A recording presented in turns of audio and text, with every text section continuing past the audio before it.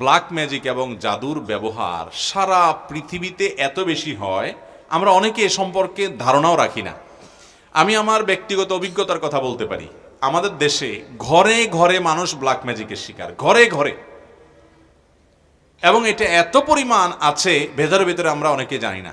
আপনারা বিভিন্ন কাগজ দেখেন সোশ্যাল মিডিয়াতে, বিভিন্ন শহরে, বিভিন্ন আপনার বৈদ্যুতিক খুঁটি ইত্যাদিতে তান্ত্রিক অমুক কামরূপ কামাখ্যা থেকে প্রশিক্ষণপ্রাপ্ত, দেখেন না? হ্যাঁ, স্বামী স্ত্রীর মিল মহব্বত তৈরি, এটা সেটা, দুঃখ দূর, হান তান, এগুলো বেশিরভাগ ব্ল্যাক ম্যাজিশিয়ানদের কাজ। এবং ব্ল্যাক ম্যাজিক এটা মানুষকে ধ্বংস করার জন্য ব্যবহার করা হয়, মৃত্যুর মুখে ঠেলে দেওয়ার জন্য ব্যবহার করা হয়। এটার বাস্তবতা আছে, এটার বাস্তবতা আছে। এবং এত বেশি এই বিষয়টা দৃশ্যমান, মানে দেখতে তো মনে হয় না যে এটা দেখার কোনো উপায় আছে, কিন্তু এটা আপনি যদি কোনো ব্ল্যাক ম্যাজিকের রোগীর কাছে যান এবং তার ট্রিটমেন্ট দেখেন, বিশেষ করে কোরআনের উপরে ঈমান আনার জন্য আর কিচ্ছুর দরকার নাই। একজন ব্ল্যাক ম্যাজিকের রোগী, তাকে যদি কোরআন পড়ে ফু দেওয়ার পর ট্রিটমেন্ট হওয়ার দৃশ্য আপনি দেখেন, আপনার ঈমানের মিটার তরতর করে বাড়তে থাকবে। আমি আমার জীবনে বহু ঘটনা দেখেছি, একটি দুটি নয়। এবং আমার পরিচিত বন্ধু বান্ধব অনেককে নাম বললে আপনারাও চিনবেন, জাতীয় পর্যায়ে পরিচিত, নাম বললাম না, যারা জেনারেল শিক্ষিত ভাই, তাদের অনেকে আমাকে বলেছেন, ভাই মানে অলৌকিকতা তো অনেক রকমই হতে পারে, কিন্তু এরকম অলৌকিকতা দেখি নাই। এই কোরআনের মাধ্যমে আল্লাহ তাআলা ব্ল্যাক ম্যাজিক থেকে এইভাবে মানুষকে র্যাপিডলি, খুব দ্রুততার সাথে মানুষকে ট্রিটমেন্ট করান। অনেক রুগী আছে দেখবেন কোনো ট্রিটমেন্টে কাজ হয় না, কোনো ট্রিটমেন্টে কাজ হয় না। এগুলো বেশিরভাগ ব্ল্যাক ম্যাজিকের রোগী হয়। আমি আমার মসজিদের মহল্লার এলাকাতে এক ভদ্র মহিলা, বয়স অনেক কম, একটা বা দুইটা বাচ্চা হয়েছে, তিনি বিছানায় শয্যাশায়ী হয়ে গেছেন। 1 বছর আগের ঘটনা, নারায়ণগঞ্জ ভূমিপল্লী এলাকা। তো সেখানে আমাকে এক ভদ্রলোক নিয়ে গেছেন, যাওয়ার পর আমি ডিটেল শুনলাম। শোনার পরে আমার কাছে মনে হলো যেটা ব্ল্যাক ম্যাজিকের রোগী। ইন্ডিয়াতে নিয়ে গেছেন, অনেক জানিয়ে গেছেন, কোনো কিছু হয় নাই। পরবর্তীতে আমি ওনাকে পরামর্শ দিয়ে একজন রাকির সাথে যোগাযোগ করাই দিলাম। সেই রাকি, তাকে, রাকি মানে ঝাড়ফুঁক করে যারা কোরআন হাদিসের আলোকে, এটা যেটা আমার সাবজেক্ট নাই, সাবজেক্টে একজনকে আমি রেফার করে দিলাম। ওই আল্লাহর বান্দার ঝাড়ফুঁকের পর এই ভদ্র মহিলার বমি হয়েছে, এবং বমি থেকে দেখা গেছে ভেতর থেকে চুলে মোড়ানো একটা আপনার গোশতের টুকরো পাওয়া গেছে, রান্না করা গোশত, এটা চুল দিয়ে মোড়ানো। তা আমি আবার একজন ডক্টরকে দেখিয়েছি, যিনি চিকিৎসক পেশায়। বললাম, ভাই এটার ব্যাপারে আপনার কি, যে চুলে মোড়ানো? তিনি বললেন যে চুলে মোড়ানো এই জন্য যে চুল ডাইজেস্ট হয় না, হজম হয় না, এটা হজম হওয়ার কোনো উপায় নাই। এটাকে চুল দিয়ে এমনভাবে মোড়ানো হয়েছে যে এটা কোনো দিনই হজম হবে না, ভেতরে থাকবে এবং তাকে শেষ করে দিবে। এবং এটা বের হওয়ার পর থেকে ভদ্রমহিলা পরিপূর্ণ সুস্থ, এখনো বেঁচে আছেন, দিব্যি হাঁটা চলা করেন। এবং আমার মসজিদের পাশে 2-3 বিল্ডিংয়ের পাশেই তার বাড়ি, এখনো আছেন বেঁচে আল্লাহর বান্দি। এরকম শত সহস্র ঘটনা ঘটে।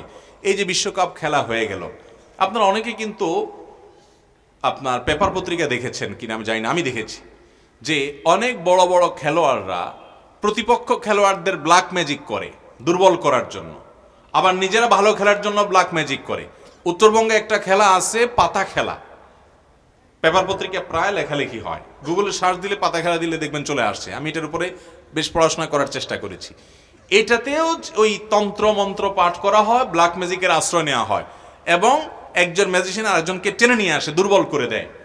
তো এগুলো শুধু বাংলাদেশে না, সারা পৃথিবীতে। এটার খোলাসা কথা হলো শয়তানের আশ্রয় নেওয়া। আমরা অনেককে হিরো মনে করি, এরা মূলত শয়তানের পূজারী, এরা দিন শেষে শয়তানের পূজারী। শয়তানের পূজারীরা শয়তানের পূজা করে র্যাপিডলি অনেক কিছু পায়। আল্লাহ রাব্বুল আলামিনের সুন্নাহ বা নিয়ম এটা না, আল্লাহ তাআলার পদ্ধতি এটা না। আল্লাহর প্রতি ঈমান আনয়নকারী বান্দাদেরকে আল্লাহ রাব্বুল আলামিন প্রথমত দুনিয়াতে এটা দেওয়ার জায়গায় না, আল্লাহ দিবেন আখিরাতে। দ্বিতীয়ত হলো আল্লাহ রাব্বুল আলামিন কোনো কিছু আপনি করবেন আর সাথে সাথে আপনাকে দিয়ে দিবে। এর জন্য আপনার ঈমান যেমন সেরকম তাজা থাকতে হবে, এবং নেক আমল যেরকম আপনার থাকতে হবে, অনেক শর্ত আল্লাহ রাব্বুল আলামিনের তরফ থেকে দেওয়া আছে। মোহতারাম হাজিরিন, খোলাসা কথা হলো ব্ল্যাক ম্যাজিকের রোগী ঘরে ঘরে, জনে জনে, ফ্যামিলিতে ফ্যামিলিতে। এটা আমরা অনেকে জানি না। আমাদের অনেকে বিভিন্ন কবিরাজের কাছে যাই, এই কবিরাজরা দেখা যাবে যে আপনার অনেক সময় অনেক হাড়, অনেক সময় দেখবেন যে অনেক পুতুল, তারপরে যা দেখবেন যে পুতুলের গায়ে আপনার অনেকগুলো পিন লাগানো আছে। হ্যাঁ, ব্ল্যাক ম্যাজিশিয়ানরা এটা করে নর্মালি, এগুলা করে। আপনি না বুঝে নিয়ে আসেন, চলে আসেন এবং ধ্বংসের দ্বার প্রান্তে নিয়ে যান।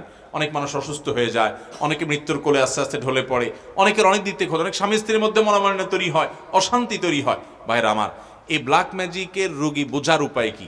1 নম্বর কথা হলো যে কোনো ট্রিটমেন্টে কাজ হয় না, অস্বাভাবিক কিছু কর্মকাণ্ড দেখা দেয়, ঘুমের মধ্যে প্রচুর পরিমাণ খাওয়ার অভ্যাস আছে, এবং প্রচুর পরিমাণে আপনার ব্ল্যাক ম্যাজিকের রুগী, তাদেরকে দেখা যায় যে তারা ঘুম আসে, হাই আসে অনেক বেশি, সীমাহীন হাই আসে, মানে মাত্রাতিরিক্ত হাই আসে এরকম, এবং এরকম আরো অনেকগুলো বিষয়, বিশেষ করে যারা রুকিয়া করেন, ঝাড়ফুঁক করেন, এই বিষয়টি তারা আর অনেক ভালো বলতে পারবেন।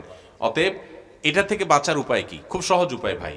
এক নম্বর কাজ হলো সকাল সন্ধ্যার দোয়া কখনো ছাড়বেন না, কখনো ছাড়বেন না। বিশেষ করে কিছু দোয়া আছে রক্ষা কবচ, বিসমিল্লাহ আসমিহি, 3 কুল, সূরা ইখলাস, সূরা ফালাক, সূরা নাস, 3 বার সকাল, 3 বার সন্ধ্যা, বাসা বাচ্চাদেরকে শুকাই দিবেন, রাত্রে শোয়ার সময় এগুলো পড়ে পুরো শরীরে ফু দিবেন, ফু দিয়ে ঘুমাবেন। এবং টয়লেটে ঢুকেন, বের হন, বা বাসায় ঢুকেন, বের হন, এক কক্ষ থেকে আরেক কক্ষে যান, বিসমিল্লাহ ছাড়া কখনো ঢুকবেন না। বিসমিল্লাহ বলে হাদিসে আসছে শয়তান তার সাথে আর প্রবেশ করতে পারে না, এবং আল্লাহ তাআলা তাকে সেভ করেন। বাসাতে বের হওয়ার সময় বিসমিল্লাহি তাওয়াক্কালতু আল্লাহ পাঠ করেন। এবং কোরআনে কারীমের একটা অলৌকিকত্ব, বিশেষ পুরো কোরআনই অলৌকিকত্ব, এর ভিতরে একটা হলো সূরা বাকারা বাসায় তেলাওয়াত চালু করে রাখবেন।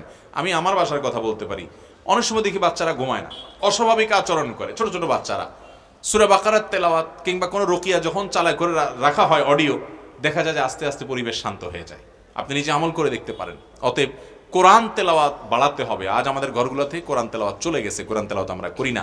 আর সকাল সন্ধ্যা দোয়া জিকিরগুলো করবেন, সবসময় বাসা বাড়িতে ঢুকতে বিসমিল্লাহ পড়ে ঢুকবেন, এবং শয়তান কোনো সুযোগ পেতে পারে এরকম কোনো কাজ করবেন না। আল্লাহ তাআলা আমাদেরকে হেফাজত থাকার তৌফিক দান করুন।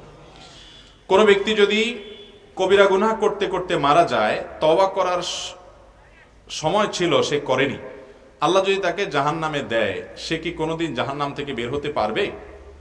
অথচ কোরআনে সূরা সিজদা আয়াত নম্বর 20, সূরা জুমার আয়াত নম্বর 19, সূরা আলে ইমরান আয়াত নম্বর 24 ও 25 আল্লাহ পাক বলেছেন যে এরা কোনোদিন জাহান্নাম থেকে বের হতে পারবে না। আপনার মতামত জানতে চাই ভাইরা আমার।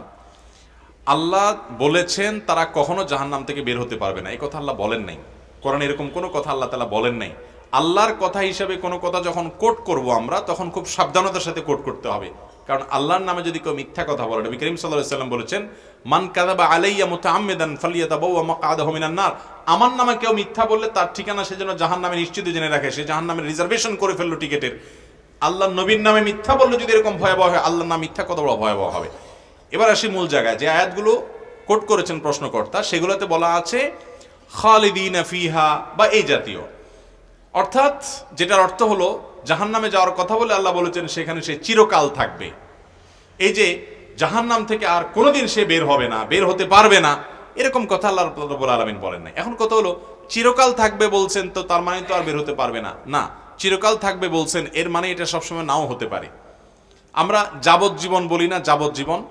এই যাবজ্জীবন এর মানে সব সময়, সব ক্ষেত্রে, সব দেশে, সব সংবিধানে কিন্তু এই না যে একবারে মৃত্যু পর্যন্ত, এটা লিমিটেড টাইম, এটাকে অনেক সময় যাবজ্জীবন বলা হয় অনেক ক্ষেত্রে, আবার কোনো কোনো ক্ষেত্রে আমৃত্যু। তো নবী করিম সাল্লাল্লাহু আলাইহি সাল্লামের হাদিসে, কোরআনে কারীম বিভিন্ন আয়াতে বিভিন্ন অপরাধী যারা কবিরা গুনায় লিপ্ত হবে তাদের চিরকাল জাহান্নামে থাকার কথা বলা হয়েছে। এখানে চিরকাল বা আজীবন জাহান্নামে থাকার মানে একেবারে অনন্ত অসীমকাল কোনোদিন বের হতে পারবে না। এই ব্যাখ্যা মুসলিম স্কলার যারা ছিলেন নবী করিম সাল্লাল্লাহু আলাইহি সাল্লামের যুগ থেকে আজও পর্যন্ত, প্রায় সমস্ত মুসলিম স্কলারদের ব্যাখ্যা একটাই, সেটা হলো এখানে তারা কোনোদিনই বের হতে পারবে না, এ উদ্দেশ্য না। আহলে সুন্নাত জামাতের বিশ্বাস, আকীদা এটা না। এর একটা কারণ এটিও হতে পারে যে অপরাধগুলো যারা করেছে এটাকে হালাল মনে করে, বৈধ মনে করে, আল্লাহর বিধানের প্রতি তোয়াক্কা না করে, তারা যদি কেউ আল্লাহর হালালকে হারাম মনে করে, হারামকে হালাল মনে করে, সেই ইমান থেকে খারিজ হয়ে যায়, সেই হিসাবে সে চিরকাল থাকতে পারে। বাট অপরাধ করেছে, অপরাধের বোধ ছিল, অপরাধ বোধ থাকার পরও সে স্থায়ী জাহান্নামী হবে না। নবী করিম সাল্লাল্লাহু আলাইহি সাল্লাম থেকে অসংখ্য হাদিস বর্ণিত হয়েছে, বুখারীর একটা হাদিস শুধুমাত্র উল্লেখ করি। নবী করিম সাল্লাল্লাহু আলাইহি সাল্লাম সর্বশেষ জাহান্নাম থেকে বের করা মানুষের কথাও হাদিসে বলেছেন যে কিভাবে তাকে বের করা হবে, তার দৃশ্য পুরা চিত্রায়ন করেছেন নবী সাল্লাল্লাহু আলাইহি সাল্লামের হাদিসে। অতএব বোঝা গেল জাহান্নামে একবার গেলে চিরকাল জাহান্নামে থাকবে, এই বিশ্বাসী হলো আহলুস সুন্নাহ জামাতের বাইরের কিছু সম্প্রদায়, মুতাজিলা সম্প্রদায়। এই মুতাজিলা সম্প্রদায়ের অস্তিত্ব আজ পৃথিবীতে খুব একটা নাই, কিন্তু আমাদের দেশে অনেকেই এই সম্প্রদায়ের এই বিশ্বাস ধারণ করেন। কোরআন বুঝতে হবে সাহাবায়ে কেরামের বুঝ অনুযায়ী, ব্যাখ্যা অনুযায়ী, নবী সাল্লাল্লাহু আলাইহি ওয়াসাল্লামের ব্যাখ্যা অনুযায়ী, সালাফে সালেহিনের ব্যাখ্যা অনুযায়ী। সেখানে ইসলামের ইতিহাসে 1400 বছরের যুগে সকল উলামায়ে কেরাম যে ব্যাখ্যা বুঝলেন, আমরা যা বুঝলেন, আমরা তার ভিন্ন কিছু বুঝলে সেটা কল্যাণের চাইতে অকল্যাণ বেশি হতে পারে এবং বিভ্রান্তির দিকে নিয়ে যেতে পারে।